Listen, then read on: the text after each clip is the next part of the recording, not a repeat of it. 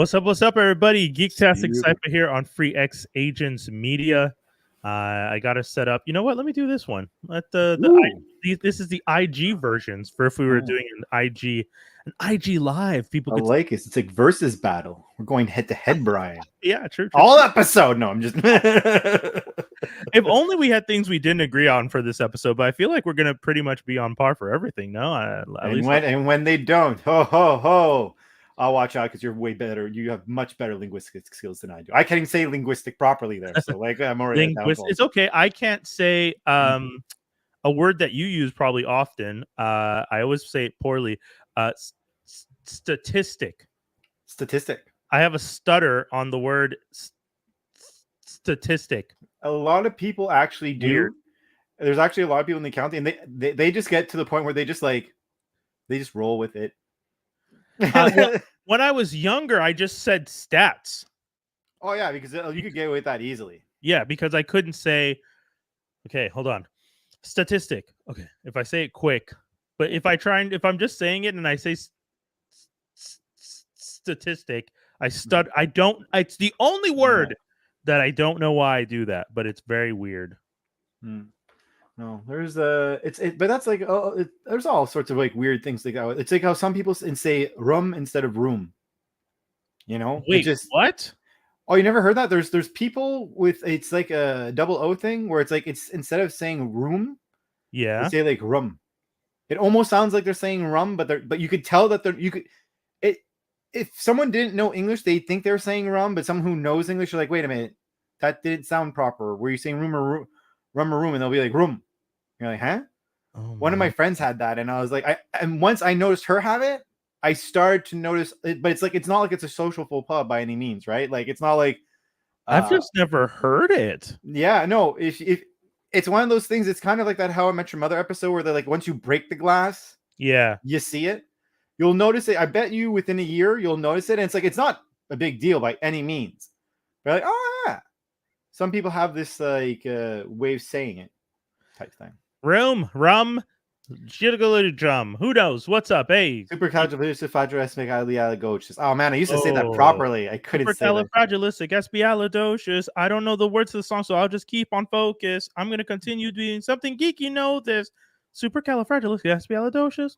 That was pretty damn. That's all I'm gonna say to that. Like, I got no follow-up. I don't want it. Folks, we got a good one for you this week. We're going to be talking about a bunch of trailers. Then we're going to be talking about the Marvels. We're going to talk about the Loki finale. We're going to talk about Invincible, maybe a little bit of Rick and Morty. I have some stuff to say about Rick and Morty. And then we have a whole bunch of geek news. So let's jump into it.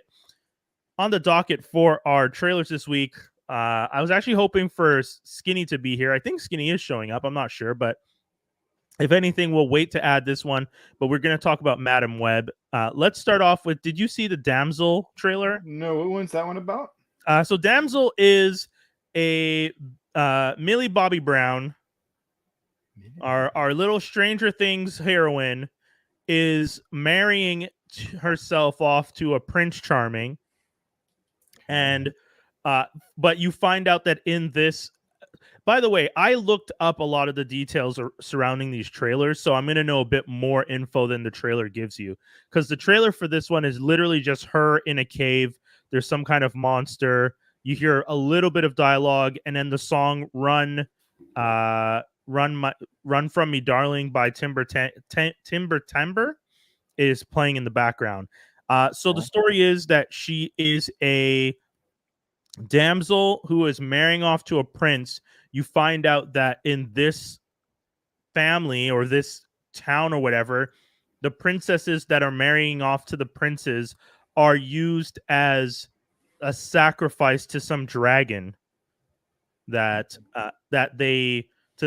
that's the reason that the dragon doesn't attack us. I don't know what the next phase is, but she's essentially being sacrificed. Yeah. And what you're seeing in the trailer is her fighting for her life. Okay, so there is no Prince Charming or hero in this. This is you're getting married, so now congratulations, you're married. Now go get killed. Yes, you know that there was a movie that came out recently with that, really? Where this woman marries this guy and then she's being hunted. Hold on, I know the cover of the film is like, I'm gonna type in why bride being hunted. But this sounds not bad though. Okay, so the movie that I'm talking about is called Ready or Not. It came out in 2019, and then Damsel is coming out now in by the end of the year or next year. I'm not sure when it's coming out. Probably next year at this rate. And from what I'm seeing, it doesn't look bad. I don't think it's bad. I just, Angela Bassett's in it, so it's not going to be bad. Angela Bassett being in anything automatically, to me, gives it a level up because she's fantastic. Well, I mean, with what you're saying, it sounds like an interesting premise because it's like, because worst case, even if there is a hero, this is the damsel story in between either A, having ultimate sacrifice, or B, having a hero actually jump in. Like, you know what I mean? Yeah. Like even like whether or not she passes away, whether or not she is the heroine, she's alone, the hero. This is her story. But for all you know, at the end of that movie, like I said, there might be a knight in shining armor that comes in to assist. You never know. I mean, you're not wrong, but I feel like this film is very much leaning into because hold on, I'll try and find the tagline because I'm pretty sure the tagline is there's no Prince Charming, or she doesn't need Prince Charming for That's them. rough.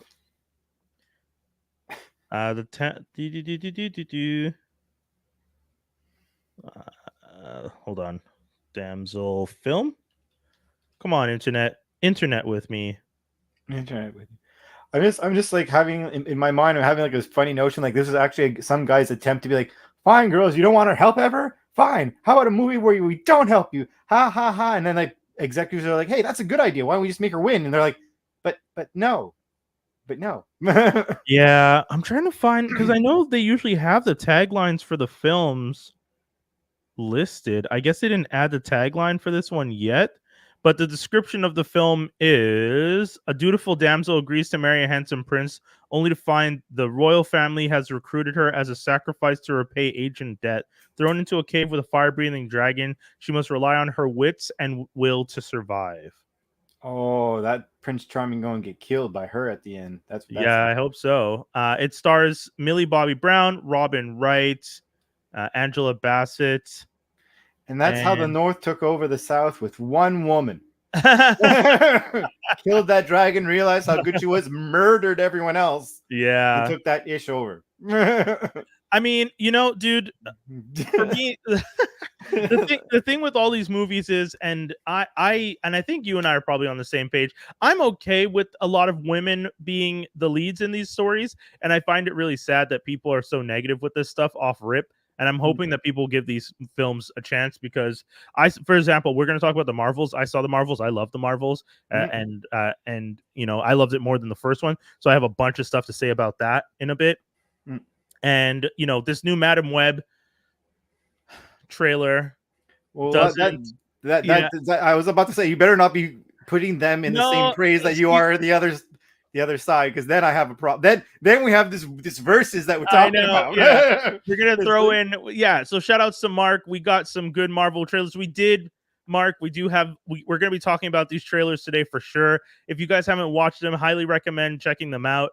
Or you can listen to us talk about them and then watch them after and see if we do a good job at describing or explaining them, if you guys are getting the gist of what we're trying to say or what point we're trying to make. But specifically the point I was making with for example, the trailers that we have on our list this week, Damsel, Madam Web, Rebel Moon, all have female heroine leads.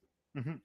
And I think that's cool. And I would like to see more of that, because I feel like throughout all of history, they've always tried to figure out, well, how do you get both demos to come to these things? Like people kept saying that Barbenheimer phenomenon was so big because it was Barbie and Oppenheimer, and they merged the marketing idea and people loved it. Women were, Oppenheimer performed with women way higher than it was ever going to because of the Barbenheimer thing. And I think that's great. And I think moving forward, there should be more of this kind of inclusive mentality that a lot of people are just like, this woke future. And it's just like, it's not woke to just say people should want to enjoy entertainment together. It's weird. So when I'm seeing all these trailers come out, and no joke, all the trailers that I saw for movies today It's all women in the leads, and I'm looking forward to it, except Madam Web. Yeah. Which I was about to say. Asterisk. Dan Harmon. It's a little rough. It's a little rough. Okay, like look. We'll just say a small version because I imagine Skinny might want to talk about it a bit more. Yeah. My main beef is just so Damsel. I would suggest. It sounds like it's Damsel. Sounds like keep it on the radar. I would keep it on the radar if I were you. Yeah. But going on to the next for Madam Web, like look. It first of all, it doesn't look good. One, like I'm just gonna be honest. Like I'm just being honest. Like as I'll like let you finish first before actually, can I add one caveat? Something that I found out that I feel will add to this. Mm-hmm. It's written by the same dude who wrote Morbius. Is what that doesn't help. Then, well, sorry, that explains the exact feelings I'm having throughout this whole trailer. Because this trailer also made me worry that this is probably the best parts of this movie. Because I can't see you really ripping. Like you're already openly saying you're not touching anybody that matters while doing this Madam Web stuff. And then like let's be honest. Don't know. I'm happy that they're going for female leads and all that stuff like we said earlier. But no one's been clamoring for a Madam Web movie. I would have much rather have like, and obviously they don't own this property. I'm just saying it's like in general. Yeah. Like a Rogue movie over Madam Web. I would watch a Storm movie over Madam Web. Yeah. I would watch a Mary Jane perspective movie before Madam Web, but they never made a proper one in all these ones, so you can't do that. Yeah. You know what I mean? Sorry, I just don't like Mary Jane in most of the stories. No, but I'm just saying in comparison, you know what? Fuck that. Black Cat. Yeah, See? Okay. And we were supposed to get that. We were supposed to get Black Cat and Sable. Remember? That was a thing Sony was working on. That's a better idea than you don't have you don't have the proper basis of a fan base to care about this movie. And I feel because of that, you're gonna flop it into this universe. It might age well, but it won't do well now. I guarantee you that. It's really sad to me because I really do believe that had they done, and that's not shitting on the ladies who act in it, by the way. No. I mean, we don't even know what they're Dakota, Sydney, who are the other two girls that I Isabella, who was in the Transformers film sometime back, and then you have Celeste O'Connor. Like, I'm sure they're going to do great things. I'm sure their performances are going to be fantastic. When I'm watching the trailer, it feels insanely Morbius. It feels like it should be on CW. Yes. And the hard part with that is because when I look up the writers, I see that, like, for example, one of the writers for this, S.J. Clarkson, worked on The Defenders, worked on Jessica Jones. And I'm just like, okay, those were solid shows. They weren't Defenders, yes. Jessica Jones is a solid show. Not all of Jessica Jones. I didn't say all of it, but if you do all three seasons, it's a solid show overall. First season, I will give you. I really did. I didn't. The second season, I didn't like so much to the point that I didn't watch the last season. Okay, but then you're commenting from a point of view where you didn't give it a chance, so you can't. What do you mean 2 seasons isn't a chance? How much chances are we? You guys sometimes don't give the chances to shows. Like, I mean, you know me. I still watch everything. I just don't necessarily like it anymore. Yeah, that's different. I choose what I watch. Funny enough, the only show I've ever stopped is the one show you watched to completion, Gotham, which I don't understand. I was Elaine with the stamp. I was Elaine with the stamp. You're just like, you have this many shitty sandwiches. You want that last shitty sandwich free. That's basically what Gotham was. But mind you, it's also because Gotham filled back then. It was more like Gotham came out on a day that's like nothing is on. It's Monday. Like, I need something from this dreaded Monday. You know. I'm gonna put a little mistake I made because it seems like no one involved in Morbius was involved with this new movie. So I'm trying to find out because that's what I had heard, but I stand corrected. That regardless, it is part of the same universe, though. By the way, because you know one thing I don't like about the Venom / Morbius / probably this movie. By the way, for those of you who don't know, what Dave just described is called the Sony Spider-Man universe, the SSU. Which, how dare you for 3 movies? How dare you for 3 movies and not include in the listing in any shape or form Across the Spider-Verse or Into the Spider-Verse in this? Which, thank you, because in my opinion, if you're going to build an SSU, those films should definitely be part of it. Especially because you're saying Spot literally goes to the Venom universe. Literally. So it is. Yeah. I'm wondering if they're trying to establish that the Venom universe, or they call it universe, but they should just be calling it world, in the sense that all this stuff happens on the same planet Earth. Mm-hmm. As opposed to, no, but I guess that's the MCU. It all happened. No, but regardless, it only has their recent multiverse stuff. Anyways, I'll let you continue. Regardless, the point is, all 3 movies, I bet, are going to have the same feel, and that's one thing I'm not liking about them all. I feel Sony's are all like, in some shape or form, attempted to be like horror-esque action movies, and you failed on both fronts. Yeah, like, don't get me wrong, on Venom. The first Venom, I enjoyed the first Venom movie. Other than Symbiote, that stupidity. That poor girl will literally never live that down. She's gone the nurse from One Flew Over the Cuckoo's Nest. Like, no one's gonna ever let you live that moment down, and therefore you're typecast and never gonna get work again. Like, I'm sorry. Oh, I mean, no, Jenny Slate has work. No, I know. I'm just joking. But it is crazy that she made that. She says that line, and you're just like, girl, no. Yeah. And the fact that was the take they used is like, what are you doing? Yeah. But back to this, like, I just don't see the point of pulling the trigger on this movie at this point in time. It doesn't look, and the other thing I think that sucks for it, and maybe there's a purpose why they're doing this as well, but like all this multiversal stuff, and you're just doing essentially a time travel multiversal thing. Yeah. And there I'm like, unless Marvel and Sony have some type of crazy plan, and this all relates to something Marvel, and we just don't know about it yet, it's like, what are we doing here? Yeah. Why are you? It's literally oversaturation of the exact same topic. I'm just, yeah. I don't know if we can trust them yet. It's really concerning. I feel like we're going to have to go in with super low expectations. Oh, I'm not going with any expectation. Yeah. I will say, though, Sydney Sweeney as Carpenter in the suit, I kind of like that split second we saw. It's very short. And yeah. I swear, if I see that damn trailer is the only snippet we get in the movie of that, I'm going to be livid. if what we saw was, if that's it, like when the film comes out, it's just that one scene of them in the future, and we don't get more of them doing that, I'm genuinely going to be mad. I'm going to be mad. I wouldn't honestly, like, again, I would just strongly suggest to not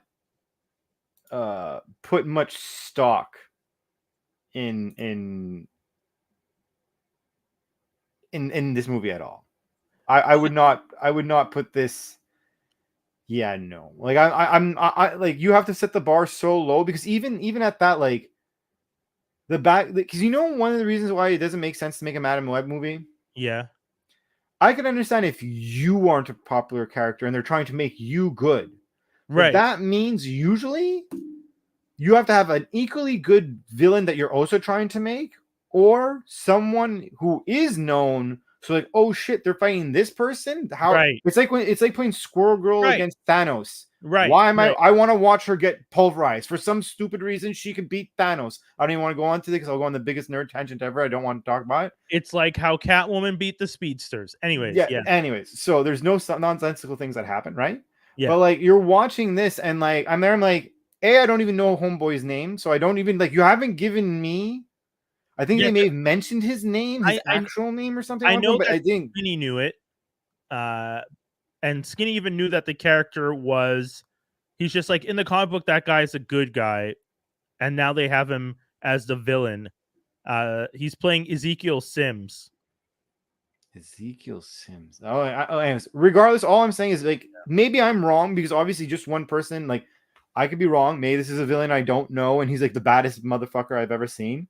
But I'm gonna look up Ezekiel Sims now. But like, would you say you know him, Brian? Being like a relatively nerdy person. No. Oh yeah, I do know this character. I recognize him from the comic book. So Ezekiel Sims apparently underwent some form of ritual which granted Throw it him up the on the powers of screen. Sorry? Throw it up on the screen. It's just text. It's not really. Oh, Like, I thought you meant a picture. You saw a picture. No, I mean I found a picture of him. It's just he looks like Logan in a suit with no beard.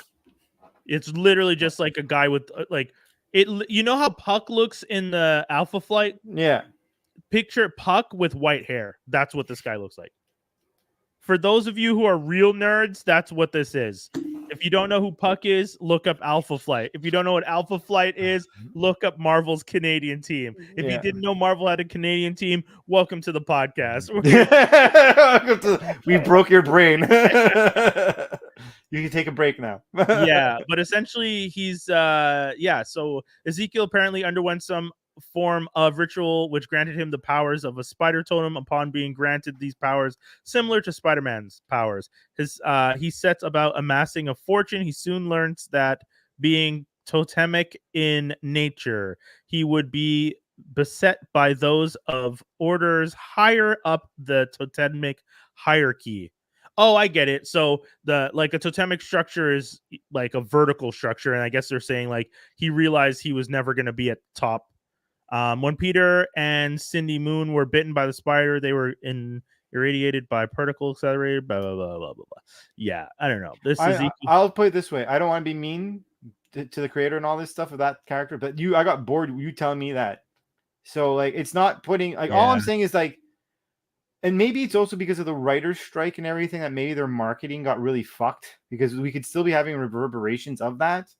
But anyways, I don't have a lot of faith. You're not wrong. I am shocked at the fact that they decided to release a trailer right after the strike, but before. Like, I don't know when we're supposed. Like, what are we doing with this movie again? When does it come out again? Next year. That's all they wrote. So I don't even know if they finished filming it. I don't even know what's going on. Anyways, unless they're doing some crazy like attempt to be like, we're gonna make a bunch of bad movies to finally make like a cool like Civil War only Spider-Man that's gonna eventually go into the Civil War that is like Marvel. Unless you're telling me it's that level of crazy and we're just taking it on the chin now, boo earns. Dude, I don't know what like this SSU, the Sony Spider-Man universe. Without Spider-Man, by the way, useless, in my opinion. How do you call it a Spider-Verse without Spider-Man in it? Dude, I remember when the Venom movie came out saying to people, I don't think it's going to be a good idea to do Venom without Spider-Man. I don't see it. I don't think it makes sense. And everyone was just like, no, give it a chance. It'll be fine. And I was just like, okay, I'll wait. I'll wait and see if you guys really think this is worth it. And then I saw the first Venom movie. Granted, it's decent. I think it's better than the second Venom movie. It surpassed my expectations at that time. Yes. And now that we have more Spider-Man and, across the universe into the Spider-Verse and all that stuff, when you see that and then you see Venom, you're just like, well, I mean, for me, the problem was always this. I never minded them going with Venom if you were going to never, ever, ever cross over. So first of all, you do the symbiote that fell into our universe because Venom was in our universe temporarily. Right. And was trying to figure things out and then was removed.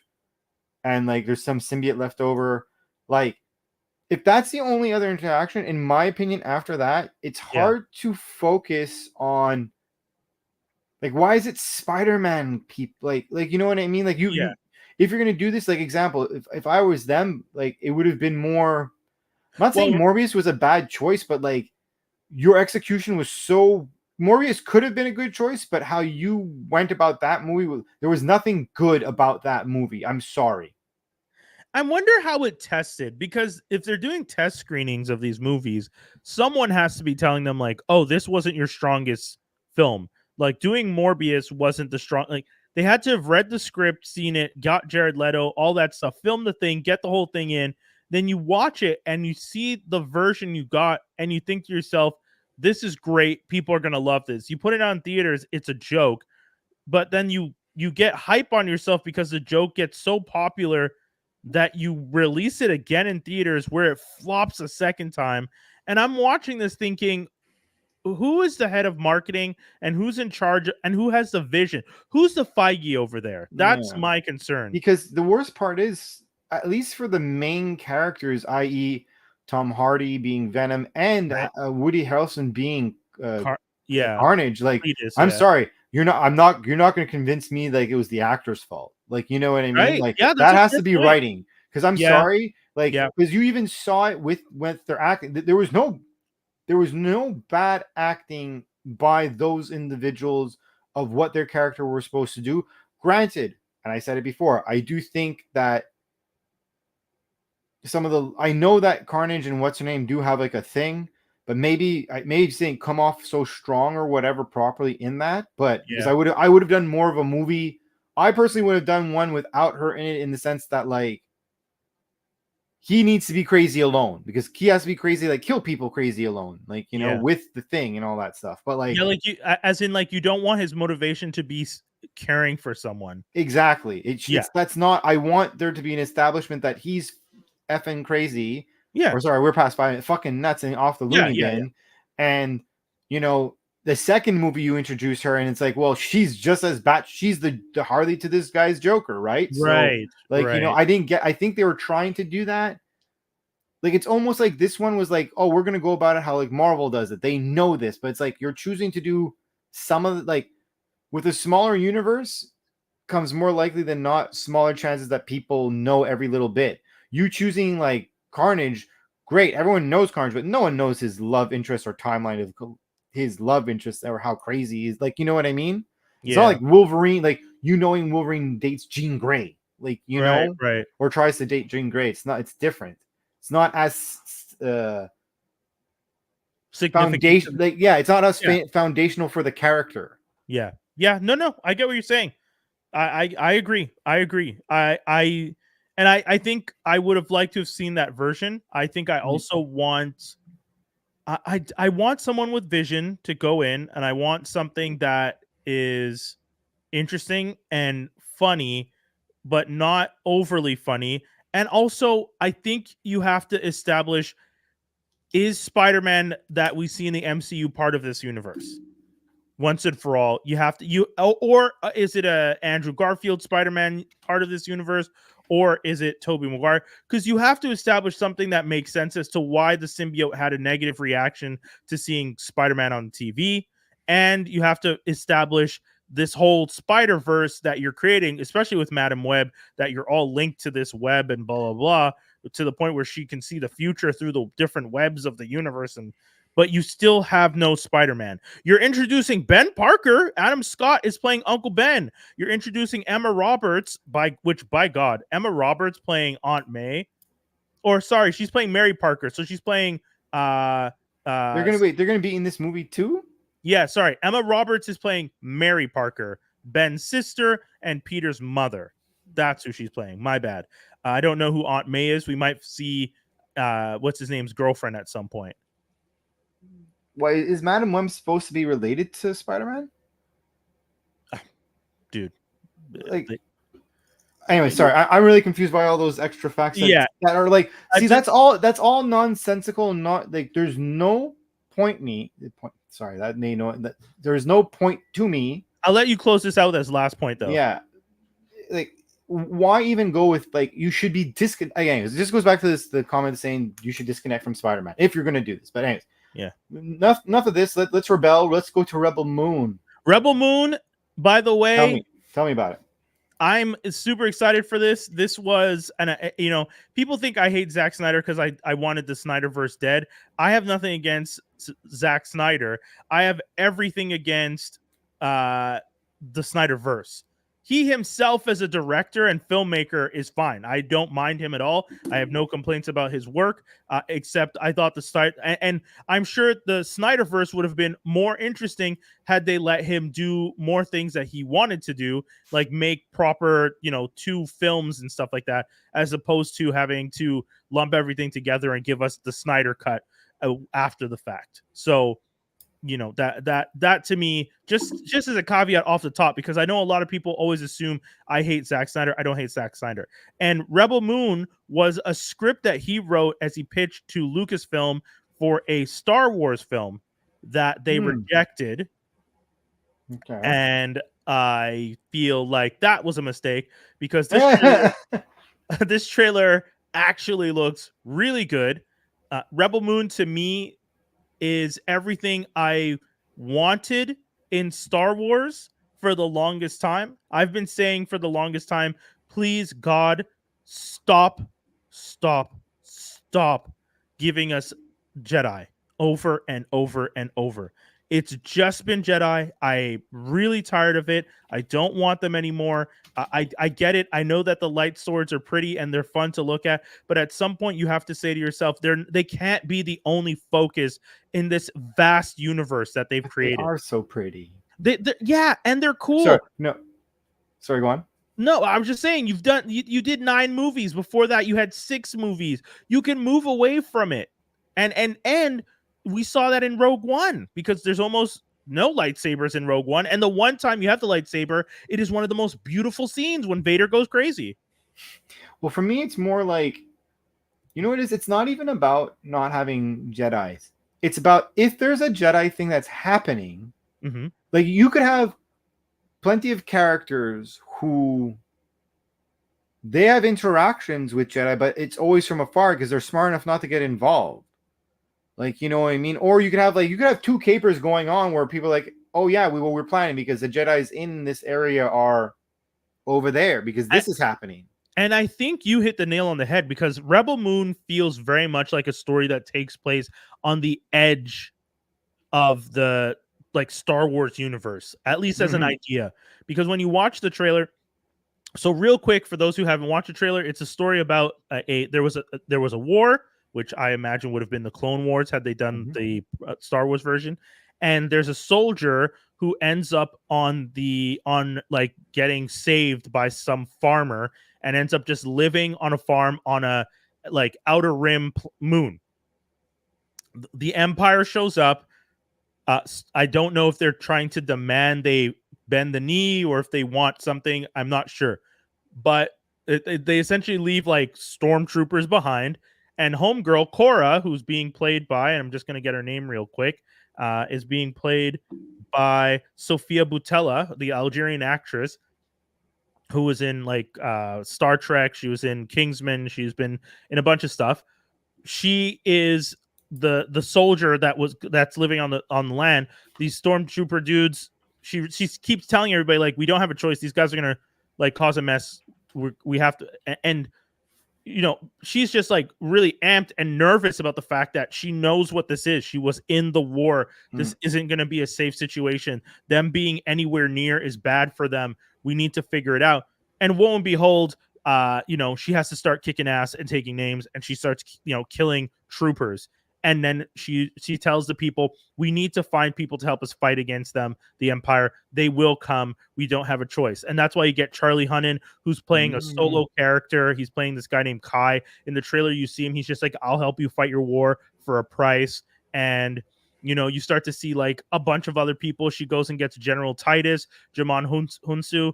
I don't know who General Titus is, but I'm guessing he's just supposed to be some kind of general that's been in prison and is now has a reason to fight back against the Empire. This sounds like it would have been a fantastic Star Wars film. I would have been super down for it. Instead, I'm going to watch this Rebel Moon. It's going to be on Netflix. I think it's a little unfortunate that this is going to be a Netflix release, because I wouldn't mind seeing this on the big screen. I'm not going to lie. It looks cinematography wise, it's one of the few times that I'm I would have wanted to see this in theaters. And when does it come out again? December 22nd. Ooh, Christmas. Yeah, December 22nd looks like it's going to be a pretty big day for movies, because there's a bunch of trailers that dropped that said December 22nd at the end of them. So, I would tell people to go check it out. Sorry. No. I was waiting for you to finish up. I was going to say Marvel Studios What If Season 2. That's the other thing that's coming out December 22nd. So it's going to be a busy day for people if you want to get your nerd content. There is only one episode, though, because from what I understand, they're going to be releasing one episode for 9 days. I was going to say 9 weeks, but they're doing 9 days because it's the holiday season. So they're giving us like that end of year kind of list of fun stuff to watch. That makes sense because it's literally every episode until right before New Year's. Yeah. So I mean, the trailer looks cool. I don't know who's who and what's what. Like, that's the whole point of What If. Like, I know who the main characters are, but because it's alternate universes, we're talking about a bunch of different people. So yeah. Well, I'm just wondering, like,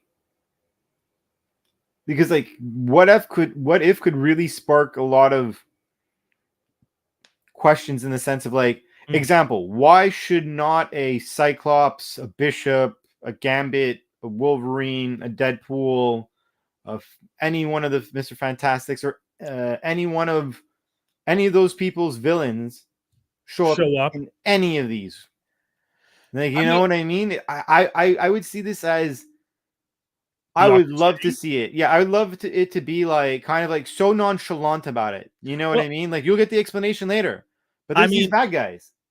See the bad guys. I'll say this super quick.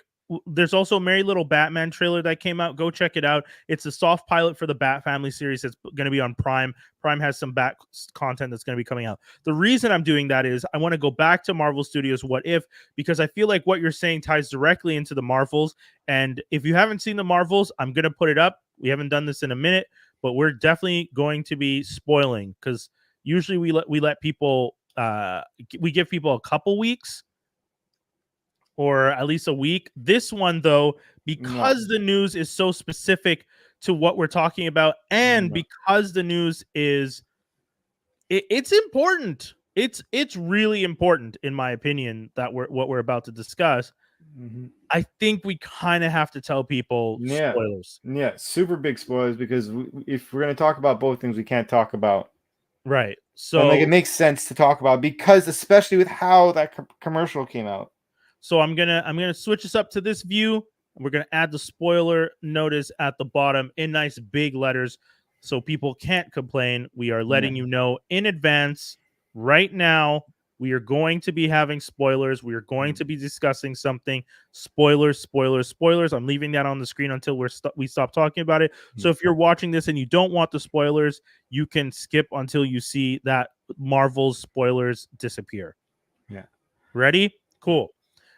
So as you were saying, in Marvel's What If Season 2, you're talking about the possibility of X family or the Fantastic Four family villains showing up. And that's a direct reference. I imagine a direct reference to the fact that we got our first on-screen official Marvel Cinematic Universe mutant on screen. Mutant, X-Men.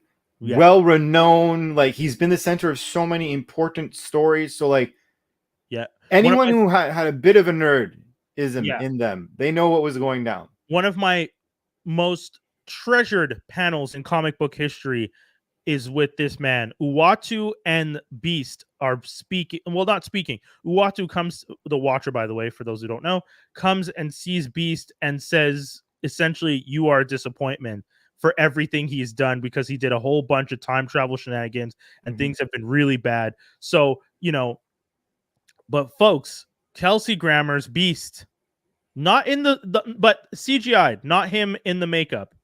Perfect. Thank you. Perfect. Thank you. Thank you. It was great.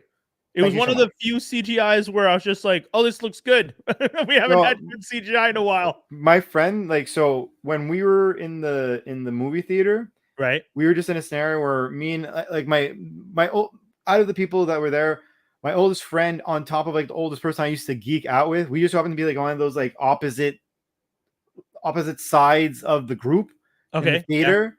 And like when it finally stopped, I turned around and he's like, we're gonna talk about it. We're gonna yeah. it's chill. We don't have to make a scene Take a beat, screaming at each other across. I was like, come on, that's dude, crazy. So we're gonna said- talk about the movie itself, but we're gonna talk about this final post-credit scene because it is a major aspect to what we were discussing.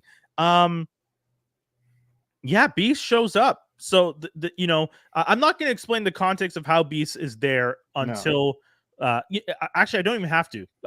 That's because that's something I don't even have to spoil. No. But Beast is there, and Beast is taking care of someone, and he's talking to another character who is dressed as Binary. And Binary, this is a reference to when Carol Danvers was in the X. I didn't even realize this. I didn't realize that was when Carol Danvers was Binary, was when she was part of the X-Men stories. Oh, I didn't know that. Yeah, that's what I was reading. That uniform and that character was running through the X-Men stories at that time. She might have had her own stories and comics, but the focus was her relationship with the X-Men at that time. But it used to be Carol Danvers, though, not the person that you're seeing in the suit. I wasn't going to spoil it. I'm just saying it's yes. Well, sorry, yeah, you didn't spoil it. Yeah, it's Carol Danvers in the comic book. The person we see in the suit is someone different. Yeah, but it's not that person. It's not that person. No, in the comic book, it is Carol Danvers as Binary, and from what my understanding, has more crossover with the X family than usual in that time frame. Mm-hmm.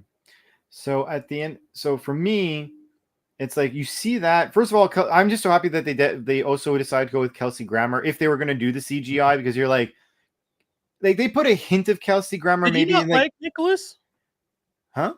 Nicholas, the other guy who played Beast. I think that he did a good Beast overall, but I do find that his Beast was a certain style of Beast, let's say. Okay. And his even when he turned into Beast, it was a certain style, and I was never a fan of that per se. Okay. Even when Kelsey Grammer initially did Beast way back when, I was like, you look like how I imagine old Beast would look like. Right. In not how Beast should be now. Right. The politician Beast. Yeah, and he had the big mane and stuff, and you're like, whoa, that was always a complaint I always had with with the Fox movies for the X-Men. I'm like, all the it's not that you have bad characters or that you're putting them in the wrong place. It's that everyone's timeline is technically off. So it's weird to watch it sometimes because because older than Cyclops and Jean are a little too old for what especially Jean, the actress playing Jean, and not to say she didn't do a good job, but for the film where it starts, Storm is a little older than them. Yeah, for example, a little, and Beast seems to be much older than them, which doesn't make sense. Right? Yeah, and he and for those who don't know, the original crew is what? It's Beast, Bobby Drake, Iceman, Jean Grey, Cyclops, and Angel. Yeah, exactly. Right. And Angel was much younger. And then Bobby is younger, and Rogue is the same age as Jubilee. None of this. Right. I was like, it's so weird that you're getting all. I found that they always got the characters right, but they're putting them in the wrong. It's like they're going through their own multiverse in this shit. It didn't make any sense to me. That's fair. I mean, and that obviously comes from a position of us being fans and knowing specifically what they should be, and us just being like, well, we just want to use the most popular people and tell a story, which didn't necessarily work because of the things we just complained about. Right. But anyways, that's a whole other thing. But that's us being nerds and being unfortunately right about this one. But right. You know what I want to be like? I don't want to say word. I think all nerds agree. This is one that we're right. You're right. But needless to say though, I was happy they got his voice. I'm happy how he looked amazing. He looked exactly like he really did. The 1997 animated series / comic books, fantastic 90s through roughly later 2000s. You know what I mean? Yes. 100%. And I was like, I'm very down with this. I'm down with you guys, kind of officially being like, we've heard you. They're coming. Because now you can't make us wait 5 more years for an X-Men movie at this point in time. Now you're telling me there's a deadline. Of at least showing me characters. You can't show me this and go 3 years without showing me some form of the X-Men. That's ridiculous. Or at least a building towards, because like if you want to go full like actual X-Men origin stories, like how you did the Avengers, straight up, I'm not mad at it as long as you put time frames and that, like, as long as you don't do what Fox did. Right. Like, keep it all in the right lane. If you need to do different movies at different times to show how people are, perfect. Because frankly, a Wolverine, Storm, a Gambit / Rogue movie, like you seeing their lives in different angles and then ultimately going to the X-Men would work. Scott and Jean, both stories are that you would work. talking about? I think all those people could have solo movies easily. I think you say that as a fan, though, and I don't think those characters on their own would be big enough draws. Well, Wolverine. I'll say this though. I also think no one thought Tony would have been as big a draw as he was. So I get what you're saying. I don't know if you can strike oil twice though. I don't know, but like, because if it were me, if I were to be serious about it, right? You do a proper Wolverine movie, that's going to sell for sure. You do a proper X-Men Origin 5 movie. The characters you named before, original team, you make that movie. Cyclops, Jean, Iceman, Beast, Angel. Yeah, you make them all, and like it's like, you know, if you want to like make Angel come and go, you can make him come and go. Sure, that's fine. It would be a movie that's like, this is literally to say why the school started was with the, like, you do the school story. Yeah, it's more like a Charles, but at the same time, you're showing these guys, and you could do a beginning where you see Cyclops going through the system for a while. Yeah, you see Jean have. Sorry, go on. I get what you're saying. I want it, but how Hollywood is right now, we wouldn't get it because one, you have a cast of 5 men and 1 woman, and there's no people of color already. Already, if you're trying to sell this to have crossover appeal, I don't think it would work as well, and that's unfortunate. But yeah, well, I think because the only way that you can try and compensate for that is like really explain to people very blankly, like, yo, the whole mutant versus human thing is a representation of racism. Please. Yeah, like, that's too hard to instill and to make people believe in that. It's too much. Could you do that team just as Storm is joining? You could, but the thing is, but what I would say, team, you're getting rid of, like, I would say do that team as Angel leaves. Like, the movie starts with Angel leaving and Storm joining. Well, the thing, what I'm saying is that how I would see it is that you have a Wolverine at the end. He's found by the X-Men. That's all you see. You see something that shows X-Men. Storm could easily make a serious movie. A solo film. A solo film. I really think that Storm is easily marketable because of all the things you said before. And Storm is a good story. Yeah. Omega level mutant. Omega level mutant who fights an Omega mutant who an Omega mutant comes sees him. And you could even express the concept of how important you guys are. Yeah. Because her first bad guy is the Shadow Master. Or I think that's his name. Shadow King. Sorry, Shadow King. Yeah, the one that's like Legion, the show Legion, right? Yeah, and that one, it's like you could do a good representation of her while also explaining people this is how like the mind stuff works. So now we never have. So you get rid of Wolverine is your attraction, Storm is your crazy build that's serious and gives you good insight of something that you need to know later on that now we don't have to explain anymore. Yeah. Then the end of her movie is like her joining, like you said, and the ending of the next movie, that's when worlds collide. Like, you get what I'm saying? So if you want to reshuffle it, whatever. But I've always said that, and depending on how good those go, a Storm movie, if you were to try and combine Avengers is Marvel with X-Men, the best story is having an origin story of Rogue. Because what happens? She grabs Carol. Like, it makes too much sense. Right. But I don't know if they'll do that because I don't think they're gonna want to take Carol Danvers out of play. But if they ever did, with the whole thing, like she can come back anytime. It's actually the thing I think is going to happen, especially with what happened in the Marvels. I think that's the one thing that might happen. So, we had a comment here that said Dave's spitting, and you are. I think everything you said is on par with what we want and what we need. I think one of the things is one of the little problems we're gonna have is by the way, for anyone's listening, I took down the Marvel spoiler because I'm changing it. We are still talking about the Marvels. I'm adding it back now, so make sure if you're watching this, we are still discussing spoilers. Yeah, everything you're saying is great. I'm on board for it. My one concern with what you're saying though is how long do we have to do all of that? Well, that's it. That because everything you're describing sounds great, but you're describing 5 to 6 years of movies. Because they're not going to do all these movies in the same year already. No. And for those of you who've been paying attention to the industry stuff, Bob Iger, who's the head of Disney and Walt Disney Studios and Walt Disney, actually not just studios, he's the head of Disney, has already said we did too much too fast. He just recently said it, and it's funny that he's complaining about it because he was the one that did it. Yeah, well, He's the one that's that him brought manning up, maybe, but no, it was him blaming people.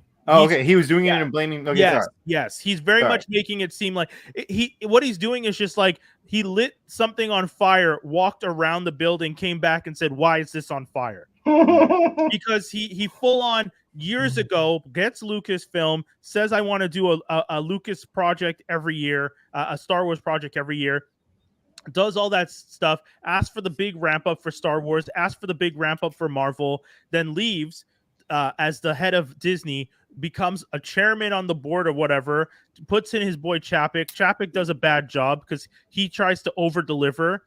The pandemic hits them, everything's a mess. Chapek gets ousted. Bob Iger comes back and then comes and says, "Oh, we did too much too fast. You know, we sacrificed quality for quantity." It's just like, homie, you lit that fire. You told everybody you wanted all this stuff, and then when they did it, and you bounced, and now you come back, your stock's a mess. The Marvels, which I'm happy I saw, and I think it's a very good film. Opened it cost them $200 million to make. It opened to $47 million. It's one of the lowest. It is the lowest opening for a Marvel film since they said Edward Norton's Hulk. Yeah, but I still don't think that's the girls' fault, though. Not at all. Not in the slightest. It is in no way. That, technically. Say what? They shouldn't even mention it technically. Yeah, I mean, I'm unfortunately the reason we have to address it is because we're seeing a lot of people who are still doing that BS review bombing stuff of being like, woke Marvel, girls, blah, blah, blah. And those neckbeards need to go off because it really is a good film. If you saw the first Captain Marvel and then you went and saw the Marvels and your expectations were low because Marvel Studios has been a right mess lately, when you watch this movie, I went in with absolutely no expectations. And by the end of it, turned to my partner and said, that was fantastic. I genuinely enjoyed that film. And, you know, and then and I said that before I got, and again, this is the major spoiler we've been talking about. I said that before I saw Beast show up in thing. So for me to watch this movie and feel that's fantastic, and then end it off with an X-Men and Binary, and Skinny, we didn't mention who's playing Binary, so don't mention it if you were going to say anything. Oh, okay, cool. But to see Binary there, to see Beast there, to see the X door in the background, to see the character in the bed, like, dude, to get all of that after a movie that I thought was going to be mid, and for the movie to be low, like high key good. And I know I'm talking to the Gen Z kids when I say mid and high key, but I'm literally saying that to y'all because y'all are the ones that don't go to the movies anymore. And we need you guys to go to the movies because this is why movies like this do bad on the opening weekend. Well, I thought I'll say this. The movie was, I do think it was better than the first one. I do think in the sense, like, I think the pacing was better in this movie. Oh, definitely. The action was good. Don't wrong, maybe the action was slightly better in the first one, only because it was Cal on her own and she did some crazy shit at some points. Okay. Like, you know, she just, because they really displayed her power a lot, like, you know, to make you understand how crazy she was. You didn't have that as much in this one, but you didn't need it. But So the thing we always talk about, the trope of the second movie always taking the powers away. I thought this was the most creative way of doing that. Oh yeah, no, I thought the story was pretty smart. It made sense.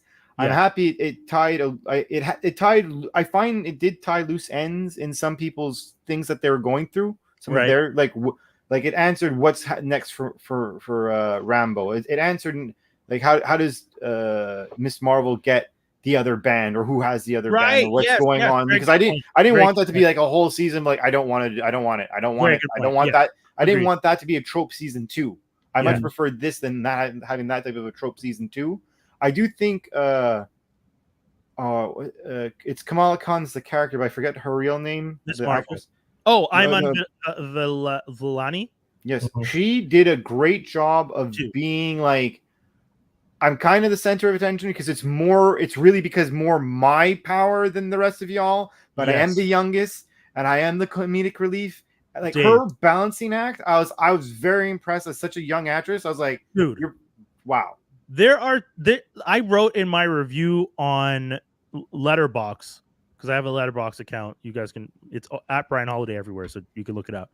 But on Letterboxd, I even wrote, how did y'all figure out how to make this character both whiny and not annoying? Yeah. How do you do that? I have not seen a character balance being petrified, scared, screaming, like kind of like, you know, a fish out of water, lost, confused, freaking out, but not be annoying I didn't find her annoying at any point. Even when she's fangirling over Carol, I didn't find it annoying because I was just like, yes, we get it. You're obsessed with Carol. You're also like a teenager. Cool, this makes sense. And then to like be almost dying in some scenes and to be like, oh my God. And me being like, that is how a teen would react in this moment. That's how a lot of people would react in that specific. Okay, so again, spoilers down there, but like when you just randomly appear in space, right? And the fact that like, I found it spoke a lot about this generation's attention as well. But like screaming, sees Nick Fury. Wait a minute, really? Yes.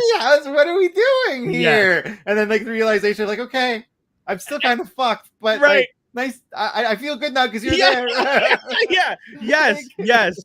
And then to have a scene where she shows up and is on the space elevator fighting next to Nick Fury and realizes this is my chance to show Nick I got it, and starts doing all the best moves, sliding kicks, the force field wall, run across this, and you're like, where was this Miss Marvel like weeks ago? And now you're just she did a really good job. She did. I won't lie though, for me, like, don't get me wrong, I thought it was a good movie overall. It was a little. It was one of those ones where I was kind of there. I'm like, it kind of does suck because technically, like, the good guys are the bad guys to a certain degree in this movie, and it is what it is. Like, I'm so happy you said that.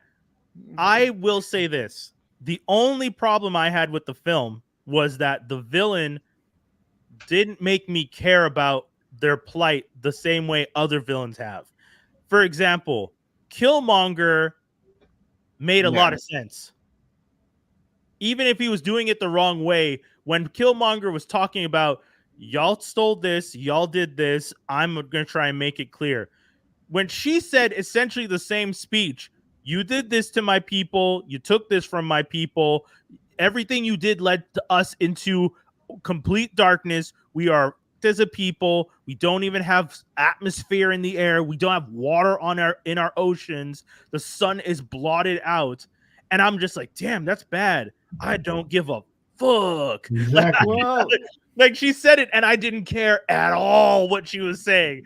I was but I think that also comes with the fact that it's like, you've made me root for this character for like, I don't know how many movies. The only person to be able to put her fists up to Thanos. Right. And now, like it's kind of like, yo, a bunch of shit happened. Why are you so angry? Why did you know she did this? And you're like, yeah, okay. Like, you're Michael Jackson me here. Like, you know, I like his music, but you told me some shit I didn't want to hear. That might or might not be true. I was gonna... like I'm stuck. Am I wrong? Know what? I hate the example, but it is valid. It is valid. Super valid. No. You're not wrong. It's not the example. I wish you hadn't used it, but it is the most accurate. It is very much that sense of Hard to like time consume. no, and it's a valid. It sucks that it's so valid. Fuck you, Dave. Yeah, super valid. But Wow. yeah, it very much is the thing of like, you like this character, she helps save the whole universe, and then you find out they call her the Annihilator, and you're just like, you're like, what the like? What do you mean? Like, what do you mean you call her the Annihilator? She brought back the other half of the. Nah, she the Annihilator, bruh. That's what it is. No, but if you think about it, like the Kree have been depicted to be assholes for like all through Marvel. You mean to tell me now I'm trying to think you're humane? Fuck off! Like who cares? Well, bro? that's the other thing. Like right, the lines of the lines of who's good or who is bad was maybe a little too blurred at one point. Well, and again, Kree was always supposed to be the bad guys, right?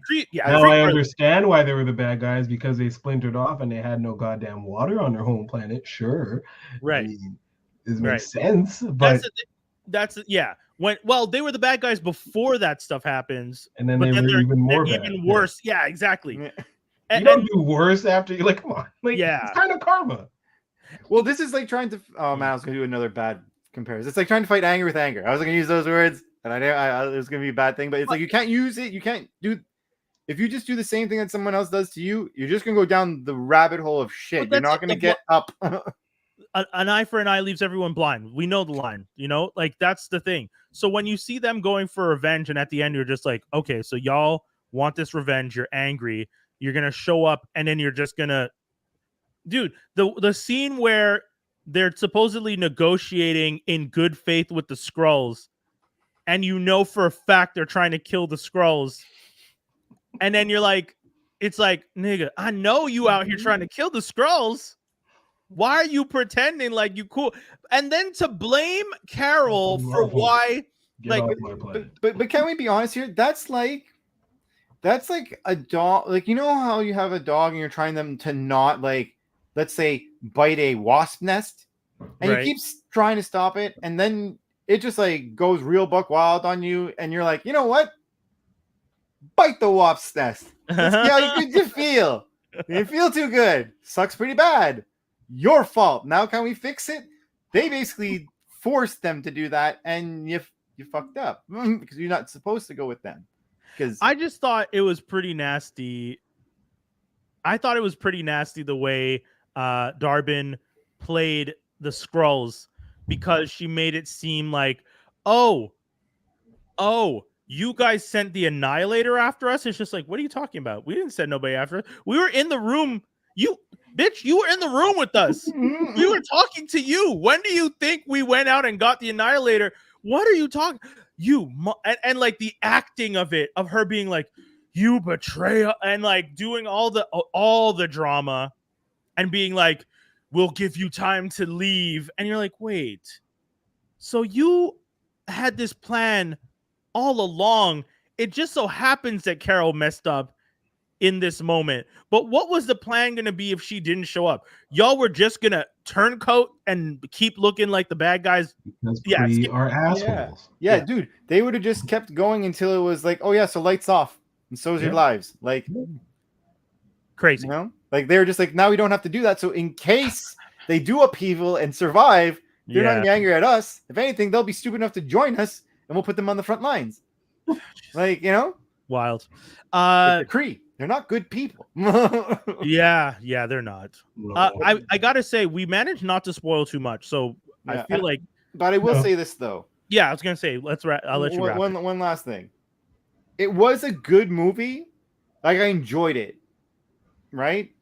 But that end trailer made it go from like, really, that's a good movie, to be like, best movie all year. But I don't want to be mean. I don't want to be mean to all those hard work of all those women, but that last end scene really, like, they've tacked on hardcore shit to mediocre movies to make that mediocre movie be badass.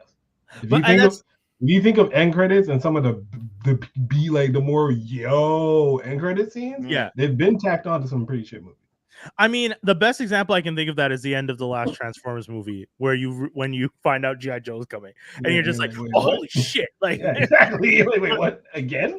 Yeah. But the thing is, I will say about the Captain Marvel, Monica Rambeau, who didn't pick a name, and Miss Marvel. What's wrong? Eternals, Blade at the end. Oh yeah, movie, yes, that's a good badass example. end credits. Okay, Yeah, that's a I'm great. gonna keep going.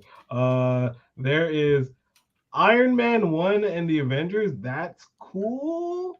Yeah, but it's more Incredible Hulk and Tony approaching his ass. Yeah, or him and them talking, and that's coolish. Yeah. End credit scene in Civil War. There's one, but Civil War is a good movie. Shit, there weren't too many bad. Wait, what's the end credit scene in Civil War? No, I don't think there was one. It was when they were all in the prison, knowing he was gonna get them out. Oh, yes, isn't that it? It's yes. like you got locked away, and at the end of the credits, like, no, you didn't. Yeah. Okay. Civil War is a good movie though. Thor 2. Was there anything for Thor 2? I don't remember. There definitely was. There definitely was. The second wave of all the twos, all after the first set of like number ones, they always put a end credits. End credits. Yeah. All to say. I mean, so yeah. But at least with the Marvels, it's a good movie, and you tacked on a great end. And it's in space, and it's like okay. And Thor, I actually think it was Howard the Duck. No.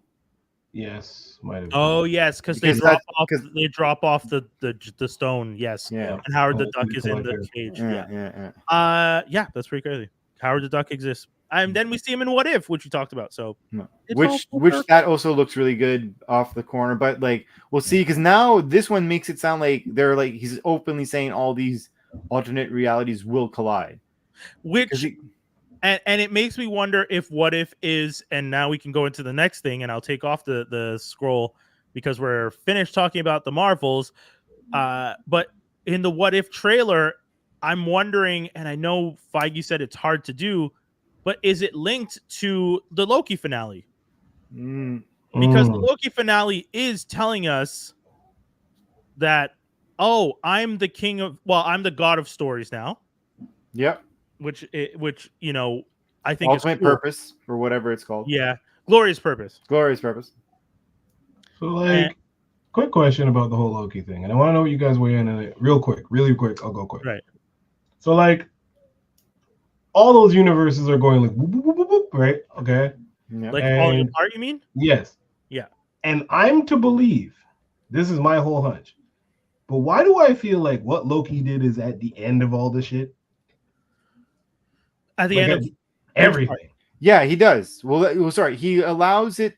How I saw that ending, to me, it was like it happened, but right before everything actually fades, it's him. That's why he was grabbing all the dead leaves, the dead vines, right? It was him. I got that as he's putting life back into all the universes, right? That were getting destroyed. What I'm saying is, this is happening at the end of Secret Wars, at the end of Kang Dynasty.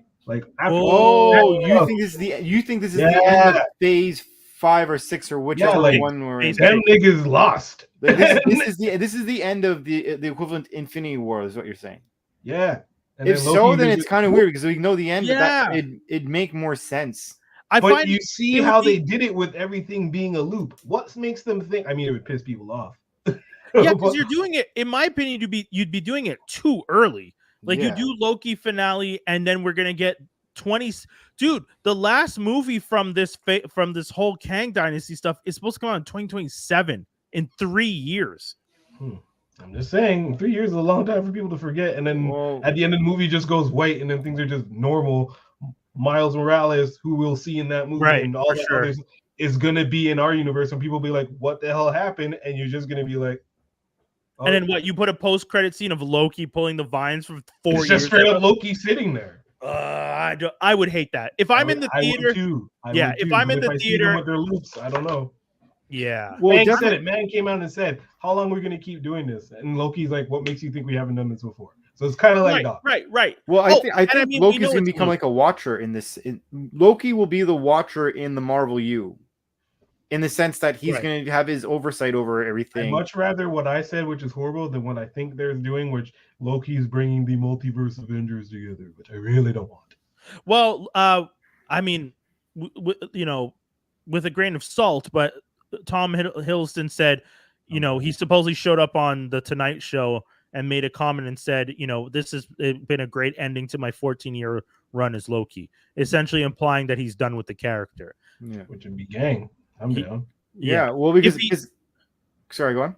No, go ahead, Dave. No, so I was gonna say, like, the cool thing is that with how they've done the Lokis and whatnot, like right now, I think if you were to recast people to have characters later, just because some actors don't want to do it anymore, and obviously actors age, and sometimes characters cannot age the same rate as their actors do.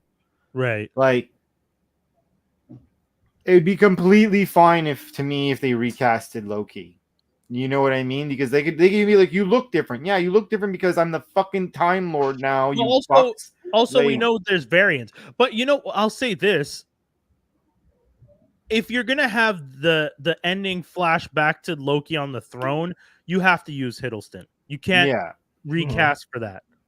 It would, because granted, sure, you said you can have variants, but you can't variant him because specifically he looks like it would be a weird thing to do. Recasting works if you didn't make him the god of stories at the end of the universe, holding Yggdrasil together. And to continue this, my only reasoning for thinking that is that reasons for all these universes exploding and so on and so forth is like, that's perfect reasoning for thinking of A, mad incursions, B, secret wars actually happen and these people trying to stop this shit from happening and failing miserably to the point where they're just like, we don't know what to do, and then things just stop and then restart, and they realize, oh, it's this dude who's holding this shit together. But I mean, the show itself addresses the fact that like what they did up until this point caused the mess. Yeah, and they're trying to fix that. Like it's not impossible what you're saying, but that would be adding another layer on top of a story where they already established that the universe was falling apart because he remains. Reasons being, I just feel like it would be silly to be like, okay, Loki saved everything. He's now watching a timeline, but yet somehow some shit went wrong again, and what he did is kind of for nothing. Because if anything, he's buying time. Well, I think so. I think one of the hints we got is that it looks like the TVA is now the like MVA, like a multiversal variant agency, and they're just going after Kangs, right? And they're going after, and only the Kang that Mobius references, from what people are saying, is the Kang in Ant-Man. 616 handled him. But for me, I also feel, though, I really hope that after this, I actually hope that Marvel kind of like lays off the time travel card for like a long time. You're saying after his movie, or after his Loki, or for the next little while? I would prefer the next little while, but I know it's going to be tough because of the multiversal concept of things. That's the thing. But like, other than saying one multiverse is on a different time frame than yours, I could live with that. It's possible. 299. But I don't want, or you could enter another multiverse at a different point in time. Sure, that's fine. But like, I'm tired of getting Back to the Future, like, to a certain degree. Like, you understand, you know what I mean? Like, you did it for Infinity War, and like, it's not like you went off script with Infinity War, right? Like, they do what they got to do, but like, I don't want it anymore. It's actually it's the exact reason, one of the exact reasons why I'm like with Madam Web, I'm like, yeah.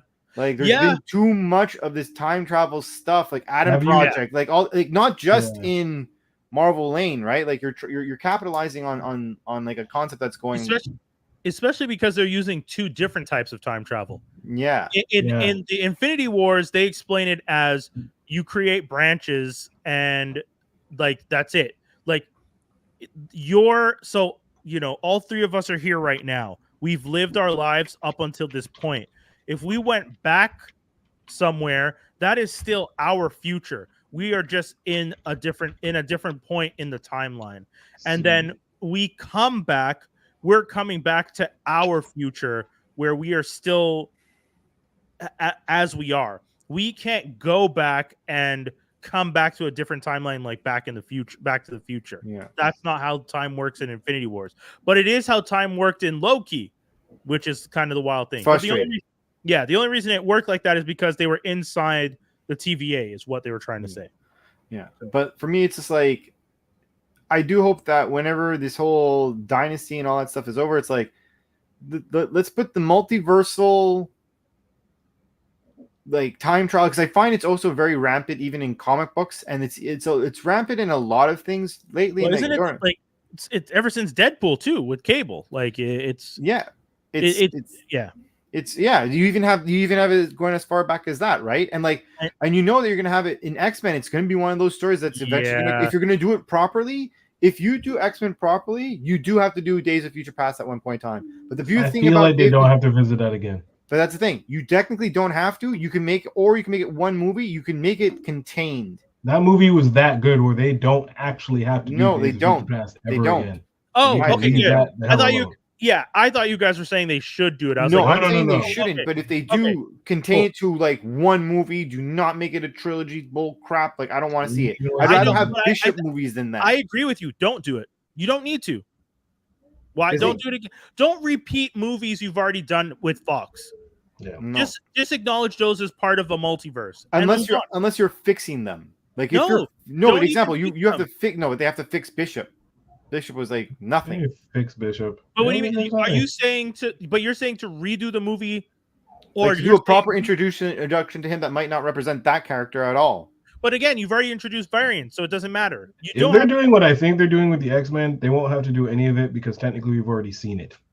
Yeah, if they're doing it through the animated series, which I'm also suspicious about that. Yeah. Suspicious. They're smacking you in the face with it. They are to like someone who like wants it. No. Like, well, I'm not. What I realize and what many people realize is just like it's been smack right there. What do they do every time they show an X-Men? Every time. What do they do every time they show an X-Men in the MCU or even mention mutants in the MCU? What song do they play? Oh yeah, the theme. Yeah. Where's that song from? Yeah, the cartoon. But I don't think it was. Was it in this one? Yes. Was it in the Beast? Did you see the Beast? It was in this one. I don't recall. I was nerding out too hard about the fact that I saw Beast in front of my eyes. I'm gonna be honest. I don't remember hearing the music, but if it wasn't. Possible. But the fact is that. We still did get the door. We got every other aspect. Yes. Professor X last time, which it may not even be the same universe. Then Kamala. Every time they mention mutants in that X-Men, they're talking about, and that's linked directly to that blasted show. If they bring that show back and it doesn't have that song, then my point is garbage. But if they bring the show back and the song's the same, which they have to do it. They have to. Yeah, it'd be weird if they didn't have that. If they didn't have that song, you'd have nerds angry for no reason. Because it's also a dope ass song. Do an updated version, maybe. Yeah, you could up it, but like, yeah. If I don't hear that song, like, why am I watching the intro? I'll end it with I'll leave with this. Secret Wars 2015 ended with the Ultimate Universe going goodbye and merging into this one with the MCU 616. This is exactly what's going to happen, except for the Fox universe is going to die. All the good that was from there, including Miles, is going to come over here because he gave somebody a cheeseburger. Yeah. Brian, you know what I'm talking about. That was a great scene, by the way. There's so many people, like that Mole Man getting a cheeseburger is the only reason that he exists. Yeah, Molecule Man, yeah. Molecule Man, sorry, yeah. The X-Men are either going to sacrifice or die from the Fox universe because either Deadpool needs to kill them and so on and so forth, and X-Men from the 97 universe, which is why it's X-Men 97, because 97 is... Okay, if the show came out in the 90s and all the stories that they're telling are from the 80s, technically X-Men 87 would be technically 87. So by the time they get to the X-Men now, then you know what I mean? Like it makes sense that they will have gone through all that shit. So we might meet the X-Men in right before Krakoa. Okay, so your theory though is different because Dave was saying like he was hoping for something different where they're trying to almost touch on the original introduction of the team.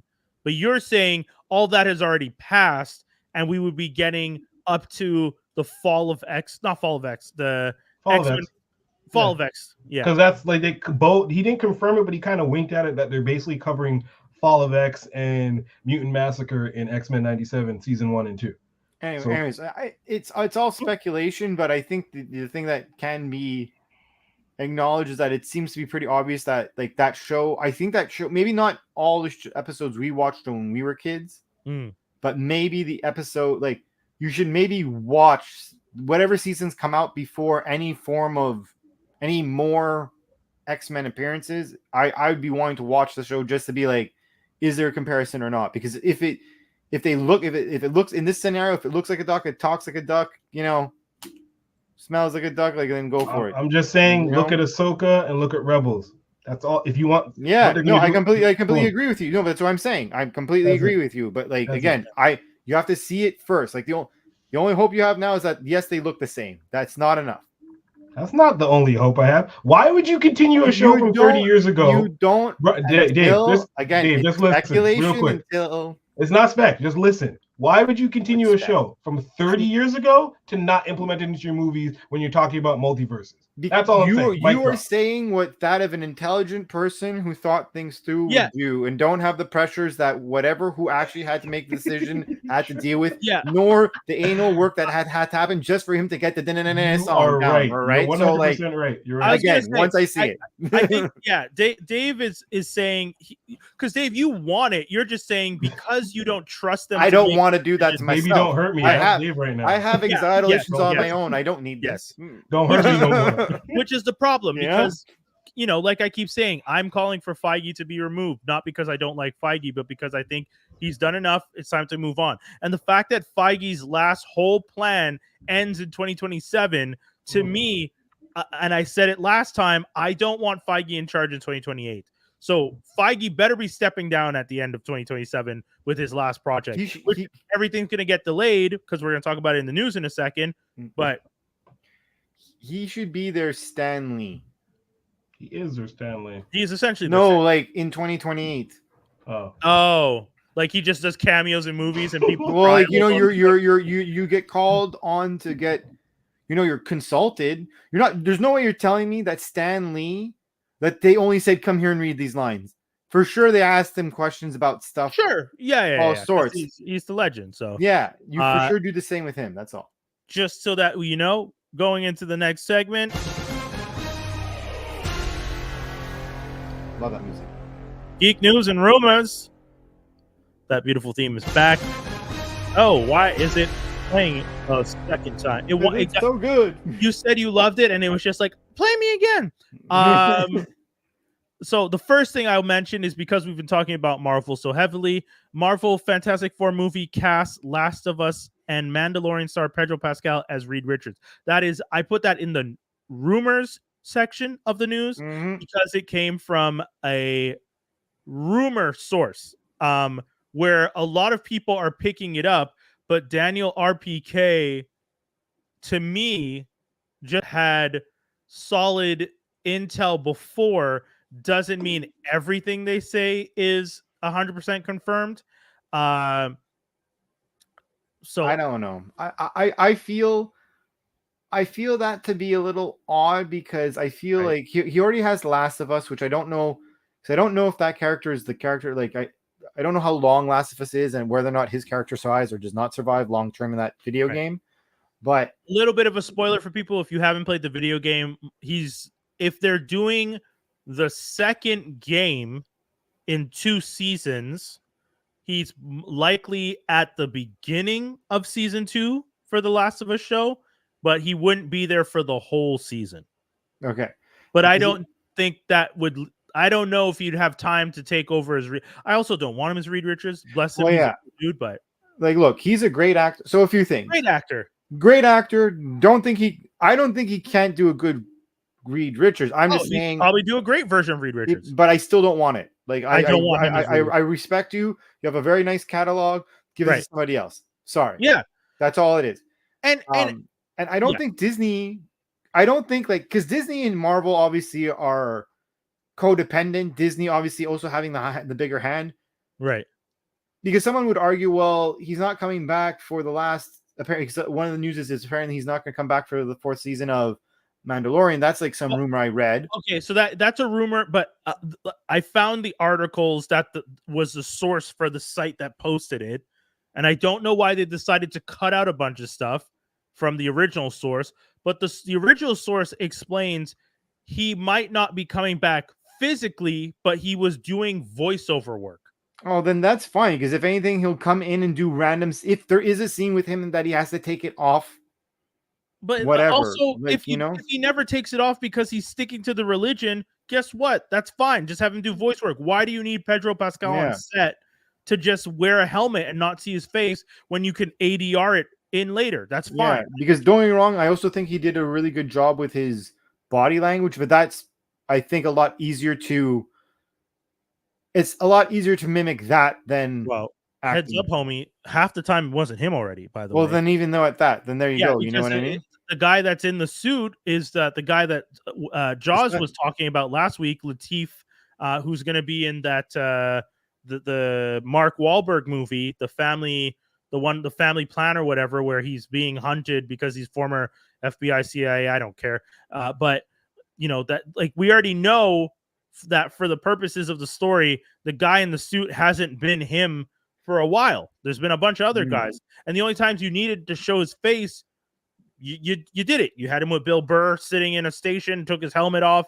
He felt dishonored. He hasn't taken his helmet off in forever. I don't even think he took off his helmet last season, which I'm now realizing he probably did mostly ADR last season too. So, that's what I'm talking about. But anyways, but I still don't see why Disney would. There's no way Disney would be like, hey, I don't think this would be the reason why he's not doing that. Because some people would say, oh, well, if he's not doing that, that's because he's doing Fantastic Four. I'm like, I wouldn't believe that because this guy's also been pretty busy. Maybe there's also the concept of time off. Maybe there's the concept of you know what, Hollywood, I've done you a great service. I've single-handedly more or less rejuvenated your TV.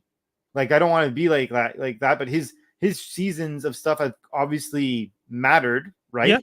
Yeah, that's fair. You could be like, I'm taking that movie. That's my call now.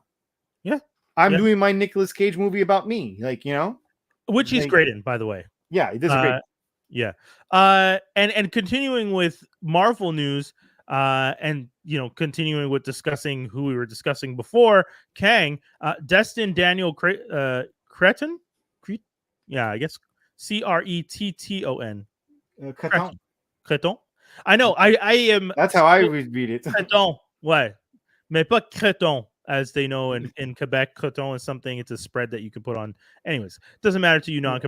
All this to say, the director is leaving Kang as a project, which is unfortunate. But from what I'm understanding, it is a very amicable break for this specific project.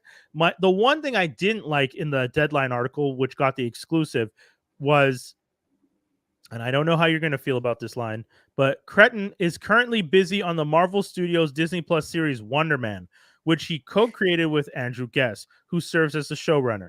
Creton's EPs the series and also directed the first 2 episodes. The series resumes shooting after Thanksgiving.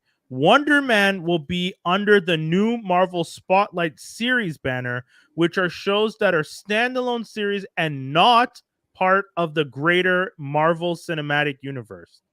I'm happy that they're finally doing it, but out of all characters, why? Because if anything, that'd be a character you'd want to use in the Avengers. So what the fuck are you wrong with you?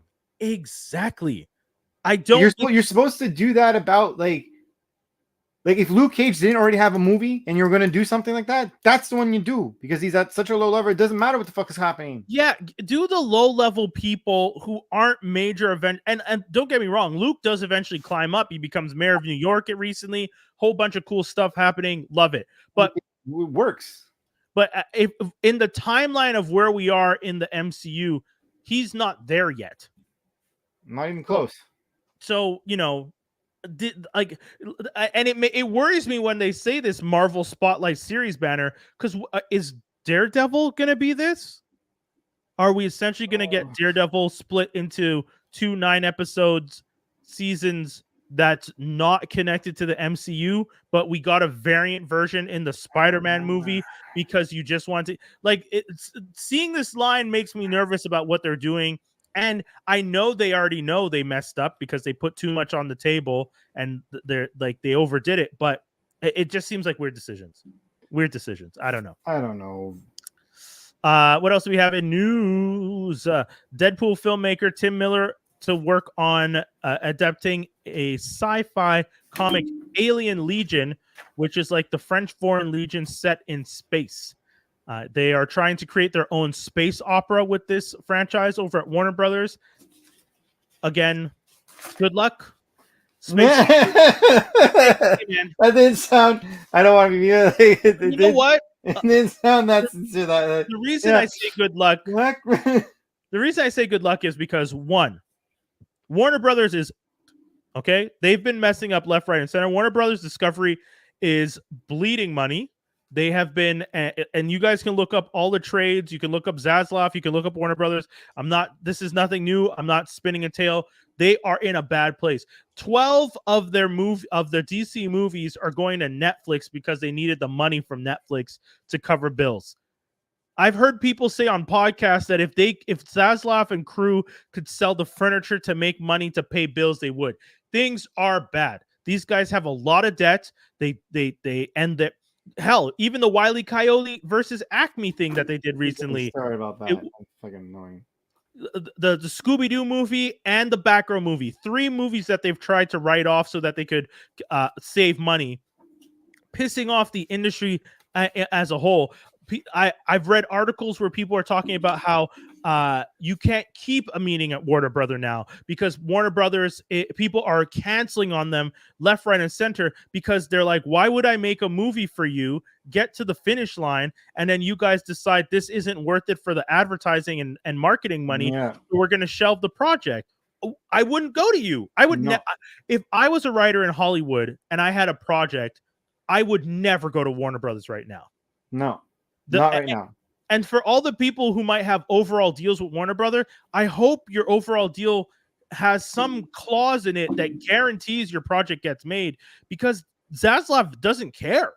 He's trying to make money and he's going to cut where he needs to cut. So all this to say, that's why I said good luck, because if I see that they're trying to make a space opera and it's going to cost them millions of dollars, guess what? They're gonna say screw it. It's not worth it. I see that we're over time, so I'll read the last 2 things real quick. Andre 3000 to drop a debut solo album, New Blue Sun, on Friday, November 17th. So if you're a comic book fan, that's gonna be pretty. Not comic book, but yeah, even if you're a comic book fan, Andre 3000, hip hop, kung fu, those are like a trifecta right there, and you're gonna want to. This is his debut album. He never had a singles album. Never had a. So the Love Below, which was the second half of that Speakerbox Love Below album, that's not technically a solo album because it was released as Out There. Okay. But they both wanted to do their own thing, so that's why that worked out. And then the last piece of news we have: SAG-AFTRA strike is over. We mentioned that at the end of last week's episode. We got to announce that right after it happened, which was a lot of fun. However, they are going into the voting period, and there are tons of concerns over the AI before the vote, before they can ratify their vote as a membership. If you guys haven't seen any of that stuff, I highly recommend looking into it. There's some stuff in there that I really do understand why some of the actors are nervous, because essentially at the end of this entire strike, and it's really sad to say, they can still have AI actors and stuff like that. I don't like that. I think that's bullcrap. Yeah. So, I think that's full of. Doesn't make it. It's art. It's art. Yeah, it's art. You're not supposed to be passing it off. Yeah, that's what a lot of people are saying. A lot of people are saying they have concerns about it, and it's not. It hasn't been great right now. The membership is. There's some arguments internally about was this the right decision. I think a lot of people in Hollywood wanted to get back to work and made sacrifices where they thought they could do it. And in 3 years, I feel like this AI stuff, they're going to have to go on strike again if they haven't figured out a good deal, because if these people are signing agreements and you can use my likeness, even if I sign this or do that, it seems like a bad deal to have AI even just be able to do synthetic actors and stuff like that. It makes it honestly like it's really I don't know how to describe it. I just find it to be very like, I know that we can't I know we can't go back to like, if we're comparing to like animated stuff, we can't go back to a time where it's like we're drawing every single frame and then putting frame over frame over frame over frame. We can't do that. But at the same time, you can't go from like, this is something that is significantly made from like human beings putting input and coming together as a piece of art. Yeah. too well. Now it's like it makes it I think it makes it too much of a business, not an art anymore. Yep. But I mean, it is. like They no, already I did. know it is a business, but like you Yeah. know what I mean? Like it tops it over to a certain degree because at the end of the day, it's like you doing that, it's like now you're taking a ridiculous amount of people out of work for what? Like that's just not fair. And like, you know, maybe the concept, you know, this is gonna be a bold saying, like maybe we should really look at the concept of inflation and like make the concept of like, you know, Dude, you have to make it livable. the major thing I've thought about this whole situation is the protections, quote unquote, that they put in place so that, you know, an actor still has to be paid blah blah blah blah blah blah blah for if they use their likeness. If they were going to be on set that day for this many hours, the actor still should be paid even if they use the like. Great. But guess what? You're not paying the hair and makeup. You're not paying a bunch of people. You're not paying the crew that would have been on set. There's so much stuff and so many people who aren't going to get paid because it's not just the actor who shows up on set. There's a lot of people involved with those performances. It's not just my face is on the screen.